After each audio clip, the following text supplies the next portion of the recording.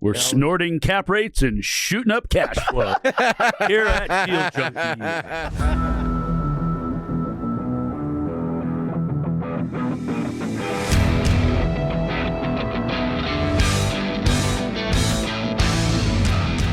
Welcome back to Deal Junkies. I'm Gabe Johansson, back in the SMI studio with the OG crew. We got all the Deal Junkies here. Mr. Mike, Trevor, and Dane. You guys ready to rock? Mr. Dane. You know, I love doing interviews, but then we learn so much, but then I'm like, I miss you guys because I want to hear what you guys have to say. Yeah, I like talking. I don't get to talk. Actually, you don't like talking because once we get going, you just sit there quietly, and then we're like, Trevor, wake up. Well, I like talking to you guys. Oh, okay. You like listening to and then you like listening to Mike. I like arguing with Mike. Oh, yeah. You like to argue with Mike? What are you going to argue with him about today? How he's a bad friend. Somebody called He's trying to be non-confrontational. He is the most confrontational person. On Friday last week, he said, I'll be at your birthday party. I arranged my whole schedule to be there. Do you know how many things I've invited Mike to that he hasn't shown up for? Never joined us for our events. I think Mike's an introvert. He doesn't want to come to your parties. The only thing he comes to is our real estate meetups when he gets to present about economics. It's because I'm required to come. He never comes to our birthday parties. I woke up this morning regretting, not going to Trevor's birthday party. You're just this is going to be bad. You're just a bad friend. Knowing I'd have to deal with it this morning. That was such a bad decision. Actions have consequences, Mike. Yeah. But I got Mike his own jet ski, put his name on it, got him a party bag. That's why I didn't go. show up. I have like a sprained MCL and it would not have been good. Can you sprain an MCL? Oh, I don't know. Playing golf barefoot? Yeah. Barefoot golf? It's actually, I No. think, both of them on a ligament on the inside and a ligament on the outside. ACL, MCL. Do you know what that is? Yeah, ligaments, MCLs No, and ACLs. no. That's karma, Mike. 3 weeks ago, karma for something I hadn't committed to yet. The universe knows. Yeah. All right, can we stop talking about how bad of a friend I am? I think you're a good friend. I think sometimes you just make bad I can friend be choices. a quality friend, but I do not show up for events like I should. I would consider that a bad friend. You're not a man of your word. You told me to my face, I will be there. It did. And then Sunday rolls around, and guess who's You know not what you got to there? do? You got to entice him and tell him we're going to open up the party with an econ presentation. And we're going to let Mike weigh in on the state of the world, and then we're going to go ride jet skis. Sorry, I'm a piece of shit. I love you. No, you're not. I love you, Mike. I love you, Mike. Thank you. I hope you feel terrible for the next week about this. I already have. One more Don't week. beat him up, One Trevor. more week, One more and then I'll week? forgive Okay. you. One more week and you're done. Mike has feelings, unlike Deal. you. Don't hurt his feelings. Well, I mean, not enough feelings, or I would have showed up. Let's move on. Can we go on? Yeah. Let's talk about some deals. You guys are on Dane deals? called me at 7 a.m. this morning to tell me He something. called you from upstairs. I was out. I think I was running. Trevor, Trevor I was at got a deal. We were both at home. We have Yeah, you don't separate yell. units. You got phones. Why would you yell? You can just call your phone, regardless if he's right below you.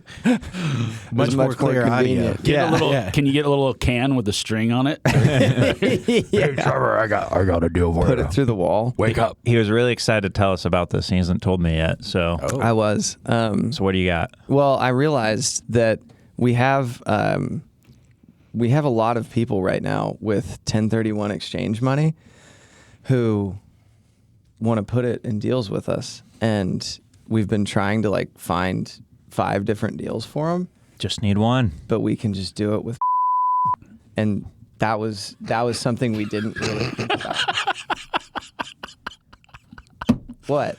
The one fucking requisite Trevor said. He said, you "Oh, just use." Carson, Hey. at 5 minute mark, we got to cut that out. Jamie, clip that out. But don't clip out this part. Leave this part. You just clip out the city that he used. Mike looks at me like a deer in the headlights. Some city somewhere on this planet. We have a very nice deal, very nice, in a city Just go forward. I almost spit out my coffee. in It the was really U.S. that close. And I was just thinking about it this morning, and I was like, man, all of the mechanics of that make sense to just put everybody in that deal because there's enough One, there's enough. How much $1031 do you have? Well, 2 plus 2.1 plus 1.3 plus there's some other guy that I can't think of right. 6+. Yeah, I mean at least 6. And we need like 15 for this deal? How much Or is the so? land? Probably 15. 15 How much to is the 20. land? 4.9. You can only put that's the problem is where do you get the other 2 Well, in improvements so within 6 months? there's a way to do it though, I think. Because Have you talked about safe harbor versus non-safe harbor? This is the new Logan thing that he's talking about right now. Tell us about it. look, can we get Logan on the call? We He had could do a 2-hour podcast just We talking need to get about Logan that, I'm back sure. on. Yeah, it's high level stuff I don't really understand, but apparently you can go non-safe harbor if you do exchange in reverse. What does that mean? Not reverse, safe harbor. So a safe harbor exchange, the way I understand it, so a 1031 exchange is just the tax code, IRS tax code 1031. Mm-hmm. It has a bunch of verbiage in there of how it's handled, and there's a lot of gray area, as with all tax code. Yeah. So somewhere along the way, somebody said, hey, this is too hard to navigate, so why don't we come up with a checklist? And if you check these things, the 45-day identification period, 100-day closing, blah, blah, blah. And there's a few different ways you can do it. You can identify 3 properties or you can identify multiple, but then you got to close on a certain percentage and all these things. So there's a lot of different rules around a forward 1031 exchange, but they came up with safe harbor rules, which is basically just a way that they vet your exchange so that if you've checked all those boxes, it essentially is like a file they're not going to audit. It's like it's almost like it just gets the rubber stamp of approval. But you can do a non-safe harbor, which means you're falling into more of the gray and you're not checking all those boxes. This is my kindergarten brain understanding it. But you have to do a reverse. So a reverse exchange is where you already have the money to go do your next deal and you're warehousing other properties you're going to sell in the future. The one thing that is really important about 1031 is your timelines. And so this whole 6 month, I got to go, it's like, okay, we closed and we only have 6 months to go do it. But if you do it in reverse and you're planning to land your basis later on in a project, the way our CFO explained it to me, who's also our CPA, is the timeline doesn't start. So let's say you go into reverse and you close on your project. Normally you would think, okay, I have 6 months to go close on all these other properties or whatever property I have warehoused. But that 6 month clock doesn't actually start ticking until the first property sells. Oh, wow. The first warehouse property sells. Now, if you're going to sell multiples, you have to sell them all within that 6 month window. But it's not the 6 month window starting from your close date on your up leg. It's actually starting from when you sell your first down leg property. That makes it a lot easier. And so if you were going to so let's say we're doing a big development project. We're doing a $70+ million development. We got to raise $15 million. And we're like, okay, we want to put deals into this, but we have the money to go do the deal up front. Then later we could go and say, okay, well, we're going to stuff 8 properties into this thing. The catch is we have to sell all 8 in a 6 month period, but not from the day that we close on the development project. Weird.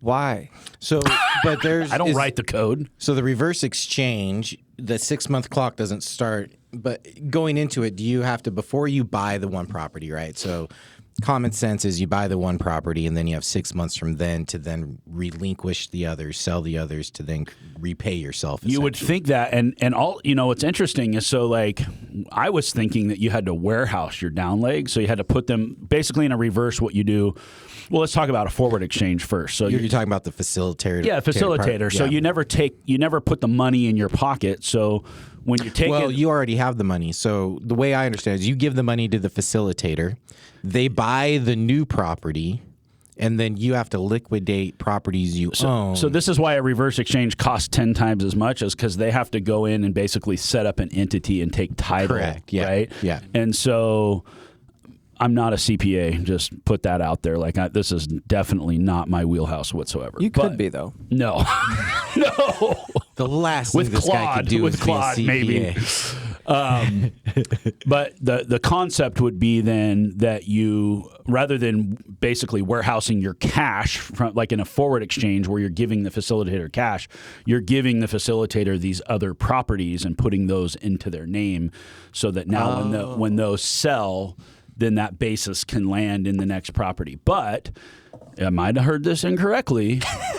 But the way our CFO described it is, he says basically you already had the money to go in there, and now you can. He didn't even really talk about warehousing at all. It's just kind of like, okay, we have the property, we had the money to do it, and we want to go land basis from these other properties in. Talk to your CPA. This takes a high level CPA, by the way. Not even every CPA could understand this, I don't think. But you could just go forward, say we're going to do a big project. Okay, now we want to go sell 5 projects to go in.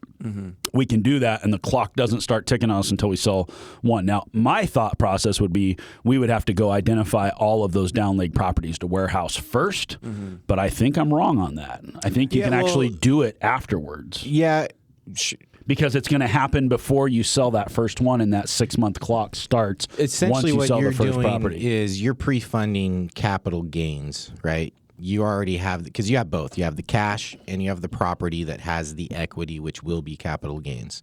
And so you're buying a property with cash and wanting to get reimbursed through your capital gains. So you can go sell it and recapitalize without paying taxes. Yeah, and what if you don't get all of your cash back? Okay, well, you didn't relinquish all of your property. And so, but the typical mechanics that the industry expects is you give cash to a facilitator, they buy the property you want, and then from day one of it closing, you now have 6 months to sell the other property to get your cash back through the reverse exchange.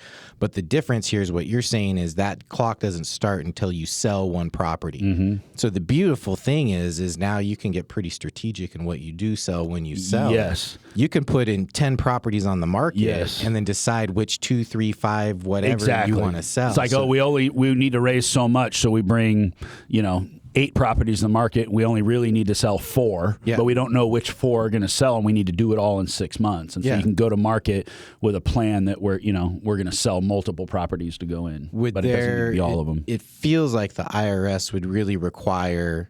You can't just buy a property and sit there for 10 years and then sell some properties later and then finish the exchange. There's got to be some upfront time frame before that first sale happens, like a window. But regardless, I would agree with you, but that is not what's our CFO said. For the audience sake, this is not what Dane's talking about. Dane's talking about doing something different. He's talking about landing exchange money, but we're not reversing. Yeah, Well, we might, because we have some stuff we should. But that would be a combined stuff. So you would do a reverse, they would do forward. So how would that work if we've already landed this property and we have like these triplexes and we have those 5plexes and all that stuff? If we wanted to reverse that in, could we reverse all that? We could, as long as we have the cash to go do on it. The front end. On the front end. Because what you're doing is because otherwise it would just be a forward. Yeah. Exchanges can only own through a tick ownership. And so each entity is an owner, undivided interest in the property. So each tick has its own, or exchange has its own vacuum. If you can do reverse, they can do forward. Yeah. You can do cash. Like there's each undivided interest ownership can fund it however they're going to fund it. So, just because the problem is if you have to get debt involved, because now you have each entity as a borrower. Yeah. So that's what I was going to ask, because we have syndication properties where technically a 1031 is an option. So I don't understand why the timeline would ever matter in terms of the 6 months after selling one of the properties. Like on a deal that we've owned for 3 years. It's not your timeline. This is why I wanted to make a distinction between what you were talking about with other people. Because you're saying there's one purchase price. Like you're saying the reason you have to sell all 6 is because you're funding it on the front end at one purchase price. What Gabe and then is once saying, one sells, Gabe is internally saying we as an ownership unit already have everything we need. Yeah. And we have which is cash and properties. Yeah. We have an opportunity we want to buy. We have the cash we want to buy it. We can facilitate it with this, and that time frame does not matter. What you're talking about is bringing in multiple exchanges into multiple ticks. Yeah. And those exchanges are driving their timelines. And so your acquisition strategy has to meet with their timelines. Yeah. And So- it will on this. Yeah. Well, and because we're doing a seller carried contract on it, so we'll close on the land and then you can sell off portions too. That's the other thing I was going to say, because you kind of talked about, it sounded like 5.4 million, your acquisition is 4.9. And so what if you did it, like you could purchase 100% of the property, still have that one ticker that's left at 1.3 million in an exchange, and then just sell another tick based on a higher valuation. So now you're bringing, because the problem is you have more tick money than you do property value, right? But if we get enough money quick enough, then we would close on the construction loan, and then we would be. So that's the hardest part right there, is because now every entity, depending on your lender, this is what I've been told with my lenders, is they're going to have an application in. Yeah. So that aspect matters. Yeah. The other thing you can do is you can give less ownership value than they're bringing into the capital stack value, right? So if they're bringing in 25% of the capital stack, you can still sell them 15% of ownership. Yeah. Like the monetization value doesn't have to match the percentage of capital that's being brought in. They just have to show they landed their basis. Yeah, economic value. And it's got to be and if you're selling tick interest, that's really more of a JV than a syndication, right? You have a tick agreement. Yeah, so a tick agreement is essentially your JV agreement, and the tick agreement is probably one of those checklists. It is one of those checklists that you have in that, would you call it a safe harbor? Yeah. And so that your facilitator, that's one of their requirements, and typically the facilitator creates the tick agreement. So your thought process is, because it's a bigger deal than we've done, but it's just the same thing we've been doing on repeat, which is nice. Just more buildings and trying to figure out how to do the money. You're just like, okay, all these deals we're doing separately, forget about those. Yeah, why would we? Because like the economics of that deal make the most sense anyways. But in my mind, like if it were already totally ready to be built, like we had the construction loan lined up, then we would just place everybody there. And so if there's a way that we can like... The other thing you can do, you can just tick them in, exchange them into stabilized properties you already have that you're willing to sell a portion of, to then create all the liquidity you need to do this one deal yourself. Yeah, I've thought about... So talk through what you think the mechanics of that. So you need to pay for something. What's the dirt price? 4.9. 4.9. Okay. So if you have identified 4.9 million of equity in your portfolio that you're willing to sell, just trade them into that. We take that cash and we buy. Yeah. And now you have cash. We 1031 that. You do the entire deal. So that yourself. would be the biggest thing, is we'd have to do a 1031.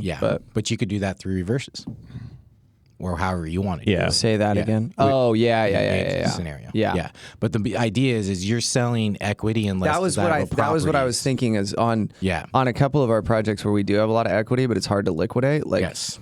That's what I just did. We could give somebody a better deal on those properties, just knowing that like it's worth it for us to own more of this thing. You're trading equity on a future deal with equity you currently have. So I like what you're saying, because that's cool, because now we have all the money basically. Yeah. Because that's that. And then we have $5 million coming back from a refi. And then you're like, you only have $3 million left. And that's so that was the other thing, is if we sold the interest in the property we're refinancing, and then sign an agreement like beforehand that when we refied, they would place the refi capital into this project, then we would have all the money. Yeah. Because that would just be us getting our money way in advance, taking on the risk of the new project where they didn't have to. They just had to stabilize. I mean, the offer from their perspective is so good, but it's also good for us because it simplifies getting this deal done that we know we should get done. The only thing I don't like, and this is because Gabe was just telling me this yesterday, he's like, why can't we just do both? He's What do like, you mean? why can't we just raise the money for this and do these other deals? Well, I've been thinking about that, and I'm not saying, I don't want to speak like specifically to any deal on air, but also just in general. I would say this in a meeting is like, once you have a 1031, as everybody knows, you got to find somewhere to put it. And so it's like, the only reason I'm saying do this deal is because it's like, well, it's our best deal, like in my opinion. And I think that underwriting speaks to it relative to every other project we have. And so it's like, I'm not saying I don't want to do both deals or that we couldn't raise for both deals, but if I'm looking at the two side by side, which one are you going to pick? Yeah, So it's you like got you're no brainer. I'm picking. You're this saying one. your offering is so sweet on one that until that one's filled up, you're not going to be able to. Why pitch would I another offer? deal. Well, and but not because- everybody's going to want a new No, and that's large out of state Yeah. project too. They may want to be on something more stable that already has a rent roll that's closer to home. or less partners, more say, different things. Everybody's going to want something Yeah, different. but the only problem we you ran like it, but not everybody likes the same deal you like. No, and well, so that's the part of the like selling our equity in the other projects, which I thought about this morning, is like, okay, then they get a deal that's already that they do like and that's already like that already exists and is stabilized, and then we get to do the type of deal that we like even Yes. more, and then they get to come into that deal we like more later when correct. they would like Yes. it. And so like for us, it just means we get more ownership of a deal early on that we know we'll get the equity pop on that we like more. Yeah, we're recapitalizing, we're taking our capital and placing it in the risk. Yes. You're doing side. both. You're transferring risk and reward to you. Yeah. Because they're set up in a low risk environment. And they don't want to take on the risk. Correct. And this makes more sense because we were just buying a deal for like whatever 8 or 8.3 or something, and we had a $750,000 to $1 million budget going in, and then our budget was $3 million after. Oh, that sucks. Yeah, Well, and that's where that's where it's like That's a bad inspection day. That's where it's like if we saw that deal and we didn't just have the money laying around, we would be like, let's just drop it. Like, but instead we're trying to like figure out how to make So the are thing. you using other money to justify doing a deal? Well, no, I'm No. saying Healthy. no. We would still make the deal work, but it's like in the scenario where we're going to have to renegotiate. well, I $2 just think million. it's unrealistic that they're going to take $2 million off the. Yeah, This yeah. isn't a deal you bought. This is No. No. So we're And if we didn't like have the money lined up and ready to I go, bet you I know we what would deal just- that is, and Trevor didn't listen to me in the beginning. I don't think you do know what deal it is. But it's just like that one. It's Yeah, just like it's that. yeah. same type of deal. Yeah. Yeah. I'm trying to buy that other deal still. Good. You should try and buy that other deal still. In fact, I hope you do buy that other deal. Me too. But yeah, this one, it's a similar value add play, and it's just like the acreage was wrong that they had on it, so it's half of it. You have a bunch of wetlands in it, so you can't build on it. We weren't, and then the other part was like, oh, you got to reside it. We already knew we had to do a couple roofs. But then there's like a ton of foundation, plumbing, It's on electrical. slab. It's got Galvy, aluminum and- wiring, 53-year-old. It's not even a trifecta. We're going to 4, 5, 6. That's what I told him. That's exactly what Gabe what and I I said. said in the meeting. I said, usually if there's one or two things, we work Yeah. through it, but I'm going down the list and like the 5 things that can wipe us out. what we we- all and have. then, We and then literally it's said it's crazy all because 6. this property has like within the code of this city, if those buildings burn down, you can't rebuild them. Yep, especially with an environmental zone, right? Yeah, so that's kind of crazy. So I would assume we got to talk to insurance, but I assume you would just get payout on it. So then it's like okay, but Well, I they, didn't. But they we want got you to to see. replace the asset, though. Yeah, Yeah, so- insurance how are you usually gonna wants do to that? see you write So- checks before they give to you. So that's all stuff. We're not diving into that yet because it's like, hey, seller, here's the list of all the things. Yeah, most lenders won't even give you that loan without a burn letter. The city has to give you an exception that you can rebuild that exact same thing. Sometimes they'll say, if it burns, you can't put that type of use there at all. But sometimes they'll give you an exception that says, if this particular building of your project burned down, we would let you, because it wouldn't be like all 6 buildings burned down. Yeah. So like one building burns down, it's like, duh, you're not going to put an office building there. Go put another apartment complex there. Yeah. But if you get total and a demolition, now you can't. Now, if you want to try to scrape it and start over, they're going to go, nope, you're not going to get approved for a new apartment project, which means I don't know how you'd build more apartments there, even if it didn't have wetlands issues. Yeah. It means it's a the separate city. tax lot, but Yeah, the other tax zone- lot's zoned for it. Oh, it's different yeah, zone. yeah. yeah. We get that like They in built the, on the wrong lot. Seriously. So that's like probably the deal's dead, but also like, what is the seller going to do? Because everyone Well, else is they're going gonna to do what find every this seller does information. when they're either going to ignore it. I'm and assuming, go forward, yeah, or they'll- ignore and go forward. Eventually, they'll get realistic. Yeah, and I think, and then it's like, oh, we're placing $1031, so we can do this now, or we're not doing it later.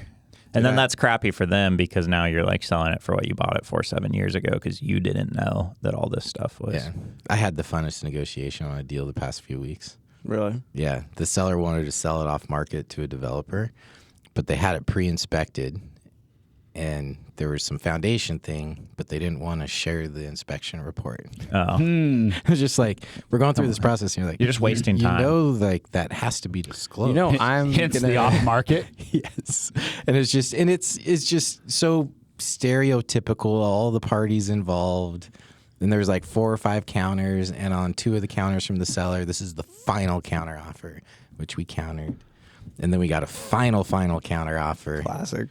which we countered. What does that word mean to you, sir? But now we're in escrow, and I'm actually like digging deeper. I'm like, fuck, we got a really good deal. Like, this What are you is buying? A really good one.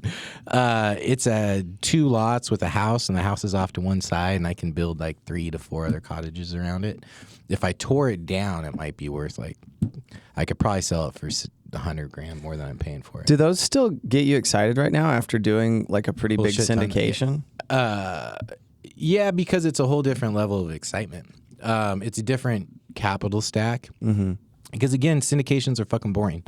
They're exciting for a few months while you're negotiating the deal, writing earnest money checks, doing little OMs, raising capital, and then they suck because you buy it and you own it. And then, okay, you have some asset management meetings, but the cash flow is nominal. It doesn't change your life. That's Changes boring. my life. When you actually erect something out of the ground, But life becomes significantly more exciting. And you guys know that from what, like, do you get more excited about your 66 unit new construction or your little seller finance stabilized deal?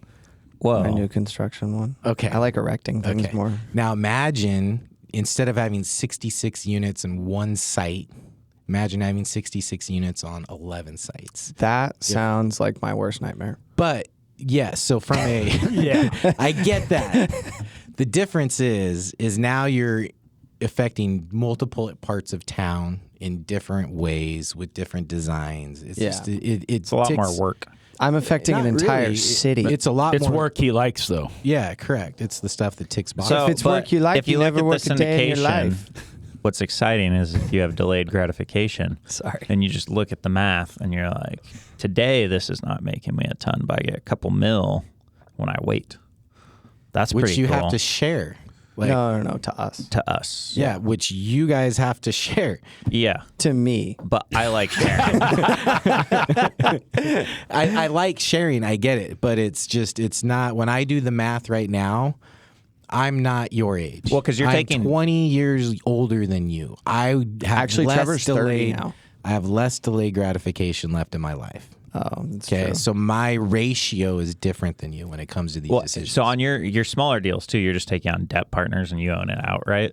I'm just doing it myself. Yeah. So then you so own 100% rather than correct. And again, it's different debt capital structures, right? Like I have a whole infrastructure of this type of debt. I don't have a whole infrastructure of LPs. Yeah, and I think that can really outweigh it because people look at us doing these really big deals, but then you realize, oh, you only have a piece of this deal you did all the work for, and then that's split between all the parties working on it. And it's like, oh, you don't end up with that much, but we get to create so much value spread that it's worth it still. Yeah. Versus just buying a stable asset. So we've done some deals with a new partner. They put $150,000 in this syndication, and they own 2%. Yeah. Or Wow. they put this amount of money in all these other ones, and they own 49% or whatever. So it's just that component, which is psychologically people see things in different ways. Yeah. Whenever anybody asks how much they own, I never respond with the percent ownership. And that's always what they're asking, but I never want to tell them what percent Doesn't they mean own anything because to it's them. like, that doesn't mean anything. Like, would you rather own 100%? You own enough of the deal that brings you this projected cash flow. Well, that's what I mean, I'm just like, you own X amount of shares, this dollar number volume. of shares, and this is what those shares are worth, and this is what it'll cash flow over this period of time. And it's like, oh, okay, that's very cool. Like, you Yeah. know what I mean? Rather than like, I put in $1 million and I own 20% or whatever, 30%. Yeah, that was Paul used to always talk about how looking back over his career, he had gone on and he kept buying little stuff, and he'd buy some big stuff every once in a while, but he always wanted to own it outright, or just him, just no partners, never wanted to raise capital, never wanted to syndicate, didn't want to do all this stuff. He also didn't want to trade. So like looking at it through that lens of like, you could spend 50 years and yes, you could build a $500 million portfolio by yourself if you just did your own, he called it his own little thing, and it just takes on a life of its own. What you guys are doing is you're pouring just nitro into this, and you're doing it in hyper speed, where Trevor was telling me, like, he's like, 6 years ago, I bought my first rental house, and now we're going to go build 260 units. Well, how many people go from their first rental house to 260 units in 6 years? I mean, to me, that's it's unbelievable almost. I did it in 3.5. Sorry, I hated that. Cut that out, Jamie. You didn't even buy a rental house. Jamie, cut that out. You banked your way into a 10-plex. I did. Did you say bagged your way? On my knees. Yeah. He groveled. May I please have 10% No, he of provided this 10-plex? so much value is undeniable. An offer couldn't be refused. Gabe was my PB at the time, and he sent a text to me and Trevor and said, "You should probably take a commission at some point."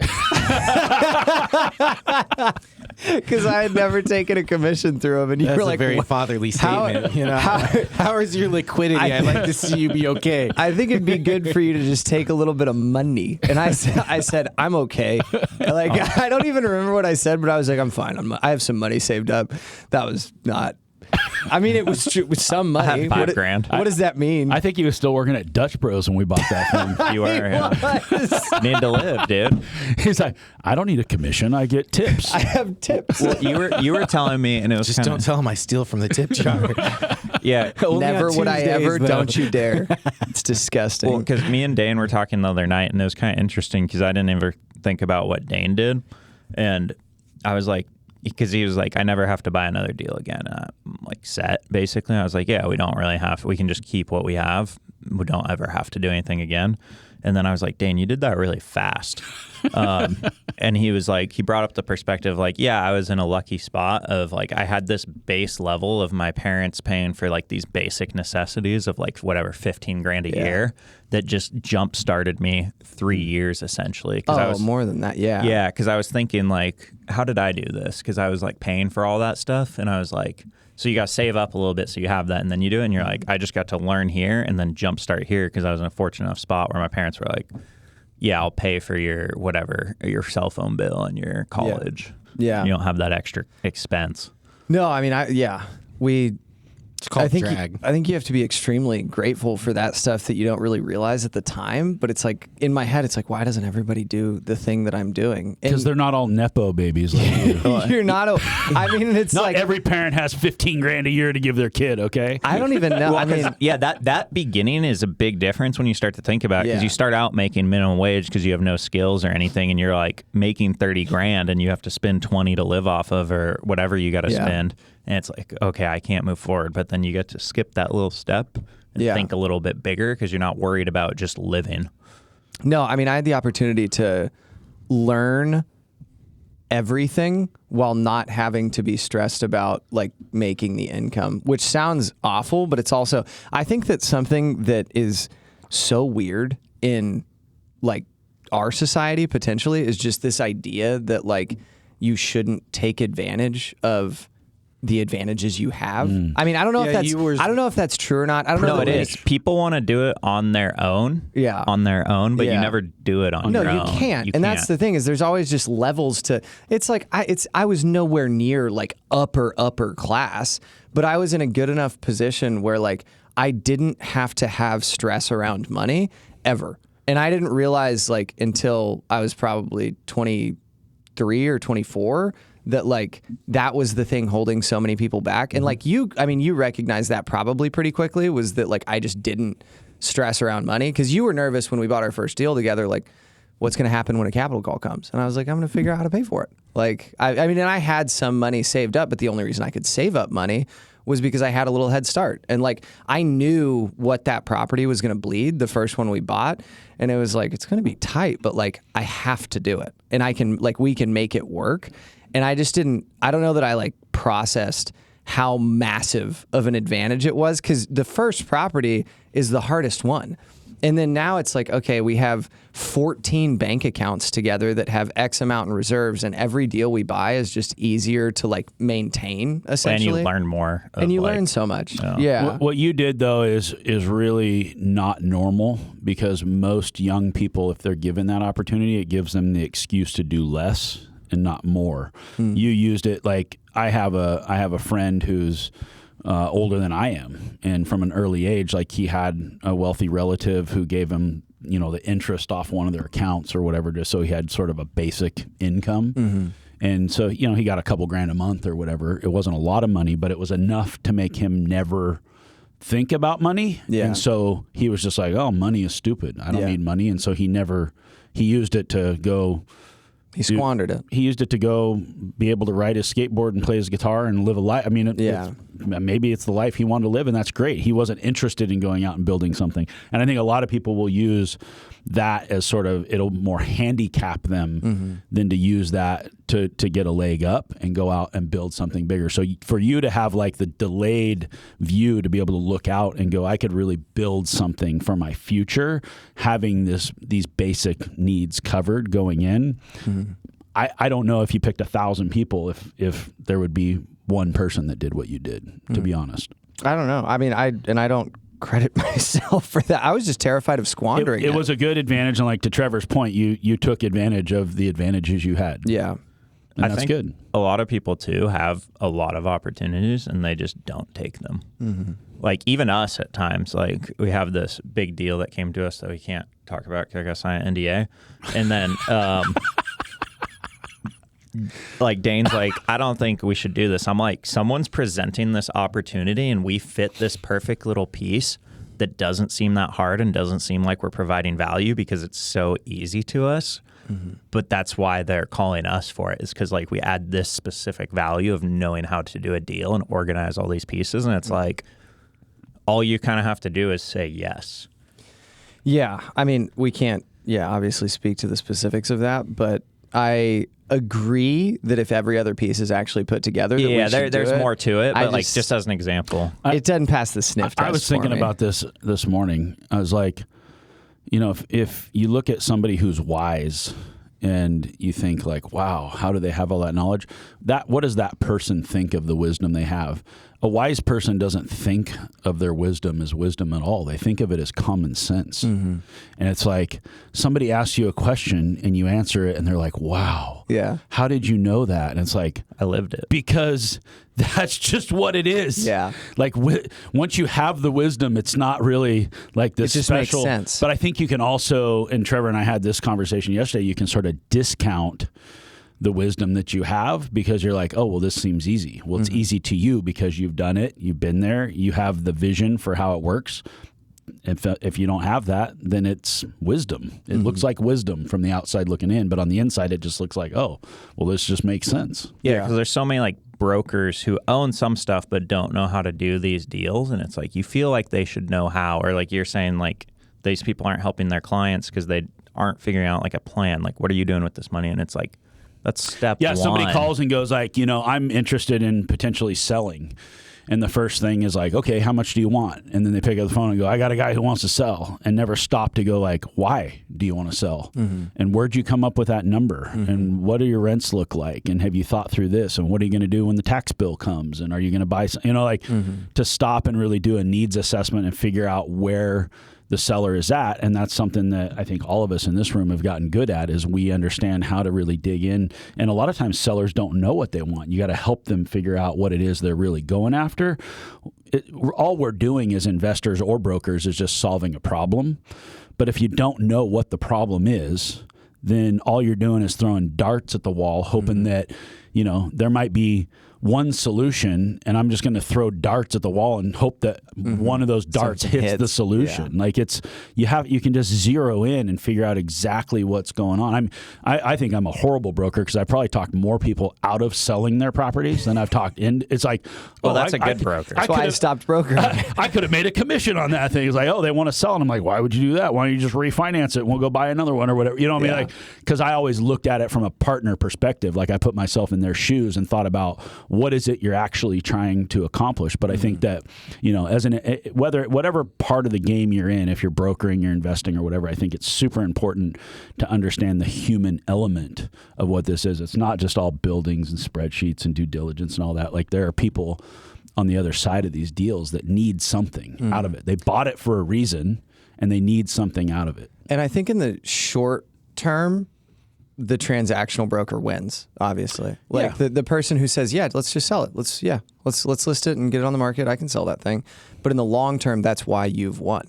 I mean, you won That's why because you're number one apartment broker in the you won world. because you're the lens that you look at everything through is what would I do in your shoes? And it's wise. It's like that's the thing that you should actually do. And people crave the truth. Like people want the truth more than they want anything, whether or not it's the thing that they thought it was. And so then when you present them with the truth, they come back to you later and say, hey, can I have a little bit more of that? Yeah. I'd like to hear more of what you think about this situation, because they know that you're not going to lie to them about because even if it's not in your benefit in that moment, I am a firm believer that across a lifetime, it's always to your benefit. The truth is never to your detriment. It can't be. This is why Mike has bad karma, because he told me he would be there and he wasn't there. Circle back around. Trevor's really hurt over this birthday thing, man. He should be. You're going to have to make it up to him somehow. I do. I will. Yes. And he didn't even text me on that day. Oh. I thought that would have made it worse. I almost did. I was thinking about it. I think it would have made it better. Really? I sprained my the truth always ACL. helps. Yeah. I can't be there. Karma's a real thing, Mike. I'm thinking about you. I hope There you're having were fun. there were kids involved in the outcome of that day. That's what That's what Mike said Future before or the past kids? podcast started. There were Those weren't my there were exact kids words. There was There were kids involved in that day. kid things that affected. affected the outcome of that day. Congratulations. You're having a kid. That's another thing you two haven't factored into this is you don't have kids. And so Mike and I, once you have kids, you're married and you have a household. Like, I was married and having kids when I was still in high school. So it started off like I had to go out and hustle and figure out a way to feed my family. I wasn't thinking about what my future life was going to be. I was thinking about how do I pay rent this month? How do I get food in the fridge? Like, I mean, it's very hard to have a long time frame perspective when you're in survival mode. And I was in survival mode for decades. I mean, I got to step out of that like when I was 22, 23, but that's because my whole goal was I saw everyone. You doing learned how that. to live on 10 grand a year and you didn't have a wife and kids. I mean, it's like, Yeah.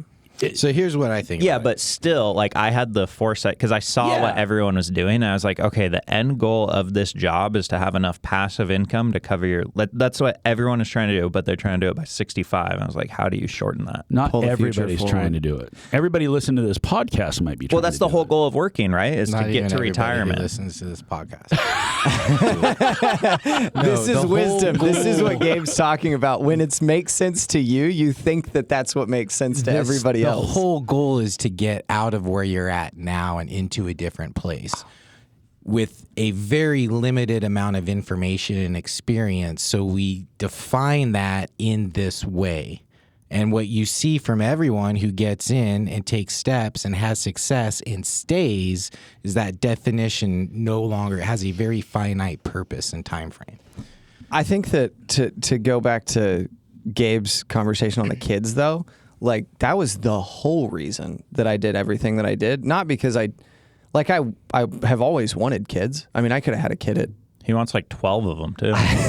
So here, But, okay, but what I I'm can't- saying is that and to your point, when you have kids already, you can't think about the future very well. But the whole, I mean, Well, you were thinking about the your whole future point kids. is to think yeah, about that's the future. Well, no, that's what I'm saying though. Is When I you was have thinking kids, about like, your whole predominant thought is the kid. future. Yeah. But to kind of put more of a bow on this so we can move forward is you put Dave Ramsey, privilege, and that sounds awful all in the same box. The reason you said the exact words that sounds awful is because about the cottages. about privilege. Oh, When we first got into this privilege discussion was based on defining some privilege that you had, and then you said something about that, and then you said, oh, that sounds awful. What you were doing is you were projecting society's angst on privilege into your words because you're not comfortable with the privilege you had. That's what that experience was. And then the reason I bring up Dave Ramsey and drag is because privilege is a spectrum. And what we do is we always look up on the spectrum and we say, well, you have these advantages that I did not have, or I have these disadvantages that you can't understand. But what the reality is privilege is drag. It's actually defined by drag, because the more privilege you have isn't that you just have this springboard that you get to jump off of, which you do. It's that you don't have the drag that keeps you from getting the momentum in your life. And whether you have a springboard or not, it doesn't mean you're going to make the right decisions, right? You still had to make the decisions. You still had to go through this process. So yes, there was privilege involved. It wasn't an extreme amount of privilege, but it was enough to reduce the drag. And this is where I say Dave Ramsey, because so much about life is removing the drag so you can get to a point where you have momentum. Yeah. So, sorry, I just had to get that off my chest. That's good. I thought he was talking about a different kind of drag. A deal drag? Like, I did deal drags. I did not know Dave Ramsey did drag. Okay, Mike, that was news to me. I was so lost for a second. Wow, I'm out of touch. Out of touch. But that does come back and play down to real estate, which is, well, we all have some level of privilege with where we've come from and the skills that we have, no matter where we're at. We live in the U.S. Type of advantage that we have. Like, well, that's just our the number baseline. one is, like, we live in the United States where anyone Just can stop go real by. quick. The greatest Stop country real in the quick. history of the world. Let's stop really, really quickly. And this is where I don't want to get lost with the idea of the spectrum of privilege. true. Is yes, we all live in the greatest country, and from that aspect, we all have a baseline that everyone outside of our country does not have. But that doesn't mean that everyone in our country has the same baseline. Speaking of spectrums. Never mind. No, go ahead. No, I redacted. There's a lot. There's a lot Go of them ahead. in this room. Go ahead. We're all on it. We're all on it. Yeah, everybody has a certain amount of privilege, and everybody. Well, I mean, if you think about what you can do in the United States that you can't do in any other country, if you have a married couple making minimum wage, you can buy a house and start a rental portfolio still. In Columbus, Ohio. You can do it in Oregon. On Well, minimum let's unpack wage. that. Yeah. Minimum wage is $15, so $30 an hour is $60,000 a year. Mm-hmm. $30 an hour, for a $60,000. dink. Yeah. So you can buy Dual a income, $200,000 house. So you can buy a $200,000 No, more than house. that.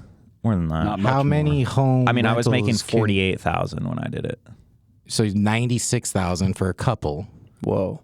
Okay, so now you're getting to the point where you can buy a rental. But what I'm saying is, for that to happen, what you just pointed to is a couple of minimum wage. In order for that couple of minimum wage to have the success you just said, 80% of our society cannot have success. Wait, That's why? how our system is designed. Wait, why? What do you mean? Why can't they? There's only going to be so many property owners based on so many tenants and so many households. Sure, yeah, not everyone can own all Now, rentals. that does and then not you don't have any change the tenants, fact that but in a vacuum that couple has to do the right things and go buy the property and you fill got out to the count every application. penny. You got to, yeah, there's a lot of Correct. work involved, but like anyone can do it, even on that lowest salary. Like, Yeah. it's But not possible. everyone. No. There's a big difference between everyone anyone and can. everyone. Everyone can. This is where Kiyosaki gets into how No, everyone cannot. Well, everyone The can if system we will want crumble. to own rentals. The system would not exist. The system Sure, is not designed for 100% of every person can build a real estate portfolio because you have everyone no has tenants. the ability to, every and the individ- option to. Yeah. every individual But has everyone the option. also is born with It a would not certain economically level of work drag. if we all owned rentals and there was no renters. Sure, Yeah. But everyone can do it. Can you guys not buy houses so that so that I can have more success? I mean, we're turning into a renter nation. We've been doing that for a long time. But not Well, and really. it's not even that we want that. Like Trevor and I's whole vision with I love Vesta renting. was that's true. Renting's It's so awesome. nice. It's But a luxury. The vision with Vesta was to pull as many people on the other side of it as we could, whoever was willing, essentially. But at the end of the day, it's like I just want to be on the right side of it. Like it's not that I think everybody can actually do it, because everybody can't obviously do it. We need renters, but we need renters. But those renters one day could become homeowners and then could become investors, and it could work through the natural cycle of things of life. Younger people are renters, older people and are that's how I think that's how it was originally thought of. And now the first-time home buyer average age is 40 years old. People are not buying investment properties, even when people have the opportunity to keep a house and go buy another one. They don't because they it's don't want to scary deal to with them. it. Yeah, it's just they don't have the education. They just don't have the knowledge to go do it. Well, because they Or the don't, desire. yeah, because they don't see other people around them doing it. Because it's not that like it's super common to us because that's the way the system is everyone we know That's what does we do. it. We live all in our that friends. world. Our whole circle is buying. But then real you estate. step out of that circle and it's like unfathomable to people. Like when I started out, I didn't know one person with a rental. So it's like, they're like, why would you do that? You're going to lose all your money. Tell the story about your cousin when you talked him into buying a rental house. Dude, so my cousin, he got an internship at Skyline. He switched his major from mechanical to construction engineering management so he can like build apartments because he just followed our stuff. And I would talk about rentals, and he's 19 or he bought his first one at like 18 or 19, right? So he's trying to do it. My uncle's there at our family gathering for Easter or whatever. And I'm like, this is people not taking opportunity too. So he wants to buy a house. He needs to co-sign with his parents because he has no job. They get to own half of them. Like, you guys have to build a retirement. Like, you got to start at some point. This costs you no money. It's going to save you money because you're paying for his stuff anyway. Like, it's a no-brainer. And I'm like, I will give you the down payment for this house. And they said, no, we're not going to do it. And then I was like, Drake, you got to get them to do this because like they have to do it for them, and also it's a good start for you. It's a good opportunity. So he gets them to do it. Calls me back a month later or 2 months later. He's like, hey, is that offer still standing? And I was like, no. Because I was like, I got to teach a lesson here. And they'll care more if it's their own money in it, right? That not just me giving them the money for it. Yeah. So I was like, I offered them whatever, 25 grand. Yeah. Well, you offered my commission. Yeah, to be clear, I was just going to pitch He didn't have a license at the time. He said, no, I think this was when I did have the license and right when we were pivoting out of it. So like I could have done it. I don't know when you dropped it. It was for Thanksgiving though. That's when this happened. Yeah, I don't remember exactly, but it was a while ago now. But like, so I had the license, so I was just going to give them the commission as the down payment. So I didn't even have to. So I was like, yeah, that's easy. I'll just do the work. We're family. And then I could have done it with Dame, but then I was just like, this is too much work now. Good teaching lesson. But so he goes and buys the house, and then we took him out to a site inspection with us because he's working now. And he tells me like, okay, I got my parents on board, but your parents were telling my parents they shouldn't do this. Even after they've seen us do all of this stuff. And like, that's the process I took to build that freedom and like, get more assets than it takes a lifetime to acquire. So why did your parents tell his parents that they shouldn't fear? do it? They just don't understand it. Your parents still. are Like, still fear. They still don't understand it. Yeah, and they're like, that's high risk. Like, and it's like, that's not. It's actually lower risk, like than not doing it. Or but did like, you just try to pitch them a understand. bad deal, and your parents knew it was a bad deal? I didn't even pitch them a deal at all. But what's rational to one person is not rational to somebody else. Correct. And Because like, what's I've done it. rational So that's like when I was starting out and I finally met people doing it. I'm like, everyone's telling me not to do it for this, and this reason. They're like, dude, like I own all these rentals. You're fine. Stop thinking about it. Yeah. And it's like, it's just asking the wrong people for advice. So it's like if someone's never owned a rental, like, are they going to tell you to own rentals? No, because they don't know anything about it. That goes back to don't take advice from people who don't have the life that you want to live. Yeah. Yeah. Yes. No, I mean, even with our brokers that worked under us, like it was a hard push to get them to buy their first, not It's Sabrina, scary. but it's terrifying. I was terrified when I bought my first deal, and I had a partner who knew what he was doing, and it was $100,000 deal. I was terrified. I was like, oh my gosh, I'm going to buy it. I mean, this is only like 11 years ago. I was like, this is scary. I think that it makes it so much easier to have people like you, and then now hopefully people like Trevor and I, where I was not even scared at all, and I should have been. But I was sitting at the closing table, and I was like, well, I've seen Gabe's SREO. Like, It'll be okay. If this thing crumbles, I'm going to be honest, I don't think they're coming after me. Like, I don't think we should sell Dane a deal so he owns all by himself so he can feel the pressure. I don't even want to own this house by myself. Man alive. You don't. You own it with Trevor. I know. It's the best. It's my favorite thing in the world. No, but I mean, like when I'm talking through any deal with anybody, it's just like their biggest fear is always downside, but they never measure it. It's never measured downside. You don't know how to measure it. Well, what if it burns down? And it's like, good you got news. insurance. Good You'll news. make money. The lender's going to make you have insurance. Like the whole point of the system is to make you successful because nobody else wants to do one thing, and that's just like manage tenants. Like the biggest downside is that you have like a weird evening on Saturday because some tenant calls you and they're like, hey, there's a rat in my apartment. Like that's the worst case scenario is that a tenant calls you and that, well, or like something broke down. But even then it's like there's always such a simple solution. No, the you downside, just don't know yet. the downside is I lose everything I currently have and I get set back. But then if you think about that for most people, like when I was in the boat, it was like, oh, I just work. I do exactly what I'm doing now. My downside is what I'm doing today. Yeah. Yeah. This is the worst case. Yeah. I was like, yeah. Okay, you got to do it. I could do this. Yeah. Yeah, most security is false security. Like the thought of your W-2. Well, It's people like, think about their jobs, and it's like you could get fired any day. You Or don't the know company what's could going go on. under, You don't know yeah. what's happening there, like at all. Like people get fired. Like Nike fired 1,100 people, and there's all these people with computer science degrees who paid a ton of money, were making killer earnings, and now it's like, oh, We don't need you. with AI, we actually don't need any of you guys, and your degree is useless. And that was the hottest degree like 10 years ago. Yeah. That's what insurance and compensation packages are for.